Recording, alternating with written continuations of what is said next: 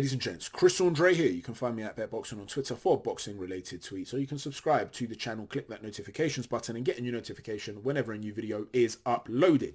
Loads to talk about, so I'll try and move as quickly as I can through everything so that this video isn't really long. Want to talk a little bit about the top rank card, especially the main event, and then we'll talk a little bit about the Matchroom card as well. So lots to cover, like I said. We'll start off talking about Joe Smith Jr. against Maxim Vlasov. Personally, I felt Vlasov won the fight 8 rounds to 4. I can't see, to be honest with you, a method in which you give Joe Smith Jr. 7 or 8 rounds. I believe it was 8. One judge gave it to him by 7 rounds. Gave him 7 rounds, and the other one 8. Is that right? I can't remember exactly what the scorecards were, but personally, I can't see it. I'm not going to sit here and scream robbery because I do think there were some swing rounds in there. And every round was, not every round, but a lot of the rounds were competitive. It was a terrific fight. It really was. But I always just felt that Vlasov was always a step ahead until the end of the fight. I felt Joe Smith closed the show strongly, but I just felt like Vlasov had built up too much of a lead, personally. I thought those early to mid rounds, I thought he started to sweep him, to be honest. And I felt that Joe Smith was getting sort of credit for things that on the telecast that he didn't really deserve credit for. Like I said, I'm quite consistent with the way I score fights. I believe that volume matters in terms of what you're landing, not what you're throwing. You know, there always seems to be this discussion about percentage. I don't care about that. If you throw 10 shots and you land 4 on me, you've only got a 40% connection rate. If I throw 2 shots and I land both on you, I've got a 100% connection rate. But you've landed 4 punches on me. I've landed 2. That's what matters. Who's hitting who? You know, sometimes you use punches to throw away shots, set up shots, closing the distance shots. You're going to punish a guy for that. You know, so for me, it's not about percentage. For me, it's about what you're landing. That becomes superseded if one guy is affecting another. So if in those 4 shots that I land to your 2, double the amount that you landed, with your 2 shots, you affected me, you hurt me, you landed a big shot that caused my knees to buckle, then sure, I'll give you the round. But otherwise, it's very hard for me to justify. Now, in those early rounds, not only was Vlasov outlanding Joe Smith Jr., he was affecting him. He busted up that eye. Joe Smith Jr. seemed hurt in those middle rounds. At one point, I thought, oh, Vlasov could really put it on him here and pull away potentially and get the stoppage. That never happened. It was Joe Smith Jr. that came back and closed the show strongly. But I still feel Vlasov did more than enough. And let's be honest, guys, if this was in the United Kingdom, and it was a British fighter, you'd have heard a lot of American journalists talking about British judging. Now, I'm not trying to defend British judging. A lot of it's been terrible with Matchroom of late. However, this was one of those sorts of things where I'm not saying it's a robbery, but it was those scenarios whereby a good close fight that maybe, I had it 8-4 to Vlasov, maybe you could make a case for a draw. But to give 7 or 8 rounds to Joe Smith, personally, I don't see it. If you did see it that way, please give me your scorecard, a breakdown of the rounds, what rounds you gave to Joe Smith, and I'd be happy to rewatch some of those rounds, the ones that contrast what I had, and I'll get back to you with that. In terms of the fight itself, like I said, superb fight, great fight from both men, great heart, a real brilliant advert for the sport.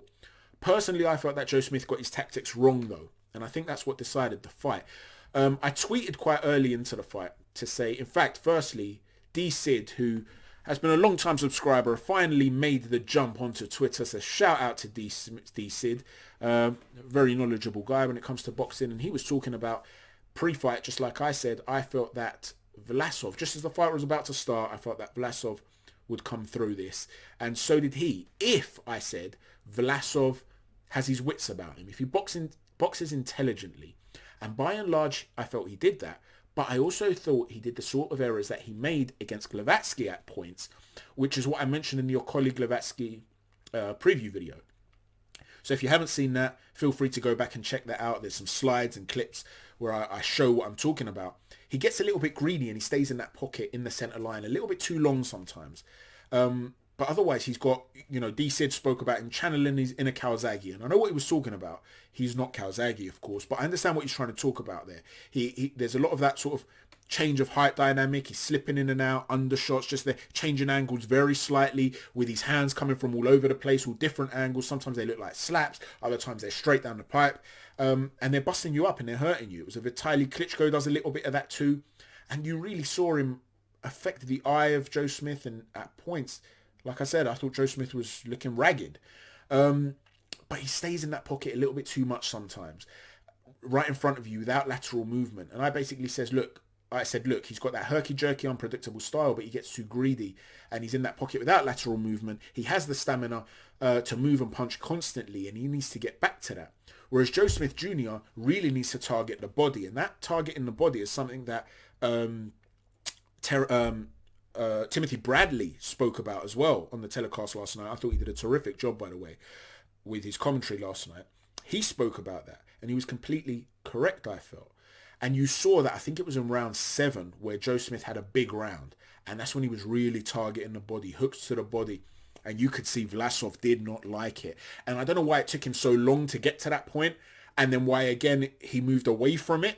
But to me, that was a tactical error.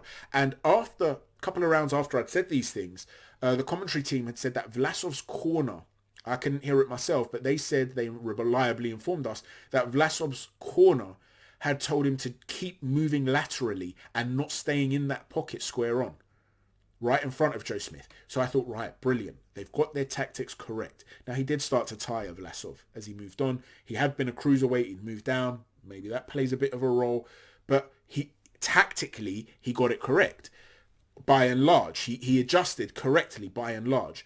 Joe Smith, although he came on strong, he moved away from the body punching. So I felt that he lost the fight, like I said. And I'm not sure why the corner weren't telling him to shorten up those punches instead of looking for these big individual knockout shots. And you've got to give a lot of credit to Joe Smith because he's a natural athlete, brilliant physical attributes, a lot of power, a lot of natural strength, and that will and determination to win. And he's always upset the odds, and people have always found reasons as to why, to not purposely undermine him, but because he doesn't have that pedigree and that natural skill set, people must be thinking, well, the Fonfara fight, maybe it was a bit of a fluke. He landed that big shot. He's got that puncher's chance. He took him out. Yeah, Bernard Hopkins, great win, but Bernard was at the end of his career. It's because he was an old man, and Hart was a good fighter, but okay, And there's always that thing of, all right, but. And I understand that. I do understand that because he's not the most skilled fighter in the world. And like I said, I felt Vlasov would win last night, and I do think he actually did win last night. But he always finds a way with his will, Joe Smith, and you've got to give him a lot of credit for that. And when he comes up against a guy like Beterbiev, it's an interesting fight because although Beterbiev is a decorated amateur with a lot of punching power, that short power is brilliant, he can be hurt. And we've seen him drop by Johnson. We've seen him hurt by another fighter that he fought more recently. Even in his last fight, he didn't look great. He can be hit. And with a guy like Joe Smith Jr. and that over-the-top right hand, and generally that right hand, in whichever manner he throws it, he's a heavy-handed dude. So while Beterbiev will feel that this guy's got no special effects, I should be able to deal with him, if he gets caught, it'll be really, really interesting. So it's an interesting fight, but it was the wrong decision in my opinion. Let me know what you think about that. On the other couple of the other fights on the top ranked bill, one of the things I have to talk about here is Jeremiah Milton. Respect to Jeremiah Milton, the Tulsa-based fighter. He had his opponent hurt in the first round, and you saw a slight delay before he launched another attack, and he semi-looked to the ref, who, in fairness to the referee, he was on point and on the ball as well, jumped in and stopped the fight. He essentially had a free shot on his opponent, and these are the scenarios where you can see guys can really get hurt, when they're almost lifeless and their limbs are flailing and they're just there and you've got a free shot, and you can take a guy out in that manner. That's when you can see guys get seriously hurt. And he's on TV, he's on Top Rank. He had the opportunity to put up a highlight reel knockout and something that people would have been talking about and get his name out there. He decided not to do that. He considered the safety of his opponent, and I've got massive respect to Jeremiah Milton for that. So respect and a shout out to him. Let's talk about Efe Ajagba, who was also on the card. Listen, that was a highlight reel knockout, and it was monstrous punching, and we know that Efe Ajagba's got that to his game. But like I said, Timothy Bradley did a terrific job last night. He was right, and I think Andre Ward spoke about this too. Ajagba doesn't like going backwards, and you saw that again last night. It's not just the fact that he doesn't like going backwards, it's the fact that he doesn't like being attacked. He's uncomfortable under fire. He doesn't have that calmness under fire. And if he wants to really compete against the top-level guys, he's going to have to find a way, not necessarily to box off the back foot, because that requires incredible natural physical attributes that are either mental or even straight up physical. Things like balance, hand-eye coordination, your coordination with your feet, These sorts of things are required, okay? So not everybody can be Tyson Fury or Muhammad Ali. I get that.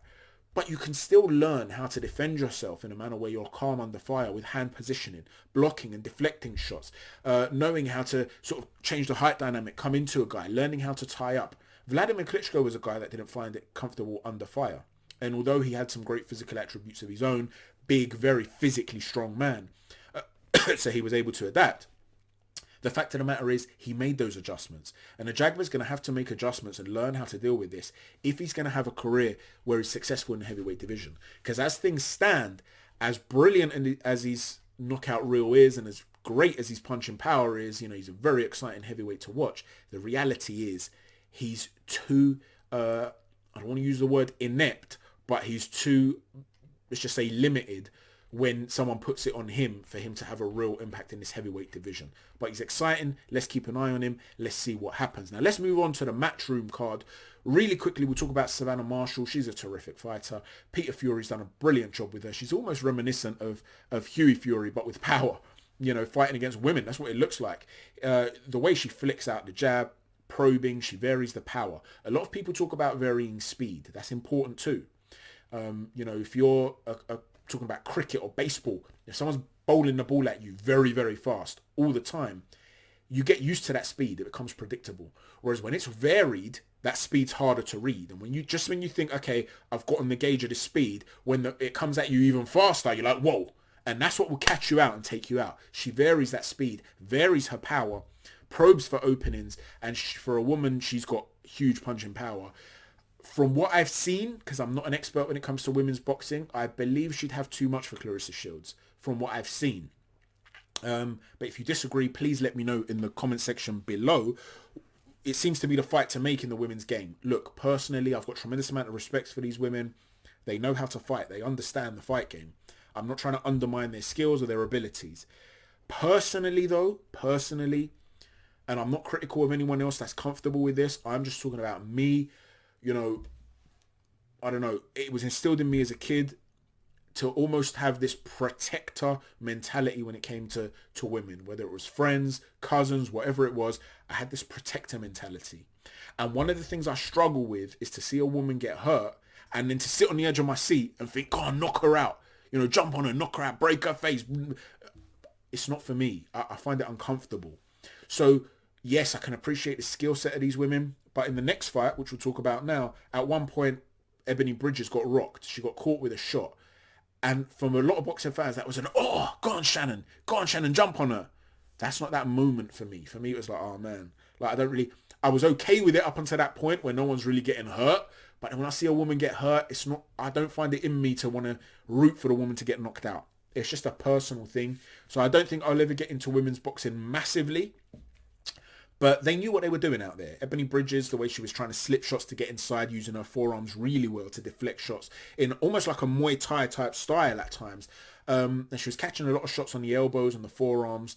It was very, very effective. She had a good defense coming inside. And a lot of people have been saying, how could she have had a good defense when her eye came out like a watermelon? That was a head clash. That's a clash of heads. Now, of course, after that, you're going to see Shannon Courtenay target the eye. And some shots are going to get through, particularly as it starts to close. You can't see the shots coming. So, of course, she's then going to have more and more success. But generally speaking, Bridges knew what she was doing out there. Shannon Courtenay, I believe, is the sharper fighter, though. Sharper physically. Faster. I think she's faster. She would slip shots well and come around the sides with shots. She was doing well. However, I don't believe she was tactically very astute. She should have gotten on the back foot, popped a jab. And as she did that towards the end of the fight, she started to have a lot more success as Bridges tired and her eye closed. I felt Courtenay won the fight by a couple of rounds. The scorecards were way too wide. But it was a really good fight, all action, really good advert for women's boxing. It's just for me, I don't think I'll ever be as passionate about it as men's boxing. It's just a personal thing. Moving on to Conor Benn and Samuel Vargas. Listen, you can't help but love Conor Benn. He's got this brilliant marriage and personality between intensity and sensitivity. It's really unusual. He's talking like he wants to kill people, and then all of a sudden you start talking about his family or whatever, his dad, and you see his eyes fill up, he wants to cry. Or he'll get told off and he'll apologise. He's really intense and moody. And Eddie Hearn's sitting there and he's saying, oh, I think you're going to have to go backstage and do 10 rounds on the pad sort of thing to calm down. He's like, yeah, sorry. And you're just sitting there, you're thinking like, he's such a nice kid. You could tell he's had a really good upbringing. You can see it. He's respectful, but yeah, he's got that moody, brooding sort of personality trait. He reminds me very much, both in terms of personality and certain elements of his fight game, to George Kambosos Jr., the guy who's fighting Teofimo Lopez for the undisputed lightweight championship of the world. They both have that intense conviction when they're speaking. They've both got a nice guy side to them too beneath it all. And the way they fight, they like to slip that shot and come inside quickly. They've both got very good fast jabs. They're both willing to have a tear up. They fight in the way that they speak, but they're also good boxers, good with their foot pressure and stuff like that. There's a lot there to admire of Conor Benn and Kambosos. I feel that at the moment, Kambosos is more polished, but Conor Benn's, you know, he's got a lot going. Maybe Conor Benn's the bigger puncher than Kambosos, and he's got a lot going for him. The one thing I'll say is this, though. Yes, I get it. Conor Benn, Nigel Benn was a British sort of hero to many boxing fans. I get all this. But don't let your love for a fighter cloud your judgment. I know a lot of people are talking about he did a better job on Formella than Sean Porter did. Throw him in there with Sean. He's ready for that. He's not ready for Sean Porter. Sean Porter is a beast. Just go and watch that Errol Spence fight. And the thing is with Sean Porter, with both Vargas and Formella, they were always at a distance where Conor Benn's the one able to dictate. Sean Porter will get inside. And when he gets inside, he's so physically strong. This is a guy that boxed that light heavyweight in the amateurs, okay? He's fought Alexander Usyk in the amateurs. He's a very physically strong man with a low center of gravity. When he gets inside you, he puts you into areas where he ruins your balance. Simply with almost like an American football style. He gets inside you, he's pivoting around you, he's using his shoulders. He's coming with wide looping shots that will break your construct and get you off balance. I don't believe that we've seen anything from Conor Benn to suggest that just because he's been dominant against Formella and Vargas, two brilliant wins, that all of a sudden he's ready for the elite. They're going to have to focus on taking him in the journey correctly, okay? It's a stacked division. They've got to manufacture it intelligently. He's got bundles of talent. He's improving fight by fight. You can see it. He's got that conviction. He's got that work rate. But just chill. You know, relax. We're talking about the Sean Porter here, okay? Relax. So, Amir Khan, I think that's a great fight. If that can happen, it's a great fight for him because Amir Khan, even at this age, will bring some sort of hand speed that maybe Conor's never seen before. But he's sufficiently past his best with punch resistance, I believe, failing even more than it had been in the past, which would allow Conor to really, if he's in real trouble, get Amir late on. That's my belief in it. But he will, I believe, struggle in the early rounds. And that will be a great learning fight for him. Great experience. Amir Khan, though, has spoken about, you know, we'll talk about it if Conor gets a title. Come on, Amir, man. Like, what are you talking about? You're not fighting for any more world titles. Is he talking about British title? I don't know. But if you're talking about world titles, he's not fighting for that anymore. Amir Khan's past his best. He's clearly looking for big cash out fights. He's not looking to work his way back up to world title level. We saw how that worked out the last time he was out there against Terence Crawford. So let's be real and let's be honest about this. McKinson is another potential opportunity for Conor Benn. That would be a really interesting fight. McKinson's ranked 20th, I believe, by BoxRec. So, you know, he's no mug, but it's a domestic level fight, a domestic fight that you can, you know, build up. The trash talking begins and stuff like that. That would be really, really interesting. You have to be careful with Conor Benn, but there's bundles of talent there. Let me know what you think, who you'd like to see Conor Benn in with. Have these, albeit terrific wins. We didn't get a chance to see the way the fight would develop, okay? Just because you knock someone out in the first round, like I've said, it doesn't mean this would happen again and again in future. They could fight again in 3 months and it would be a 12-round barn burner. Because if you dominate a guy and then knock him out in the 5th or 6th round, that shows dominance. Physically, maybe, in terms of skill set and so on and so forth. When you're talking, though, about getting a guy out there in the first round, sometimes you just caught him early. So it's not easy to just say, okay, this is the genuine levels of these two guys. Samuel Vargas is a lot better than he looked last night. And Conor Benn is probably not as dominant against Samuel Vargas as a one-round blowout would suggest. So you have to be patient. Build him up the right way. Okay, he hasn't had a crisis since the early part of his career. He's learned from then and he's adapted from then. Put him in where he could have another mini crisis, but he's got enough to get through it. That's how I believe they should manufacture his career, manage his career going forward. He's got all the attributes to transcend the sport here in the UK. His dad is loved. The Ben name is loved. He's a terrific kid. He comes across as such a good kid. They can build him in the right way. But be very careful with how you do it, I believe. That's my take on it. Let me know whatever it is you've agreed with or disagreed with in the comments section of this video. And let me know your views on all the fights. Thanks for watching, everyone. Take care. God bless. Chat to you soon.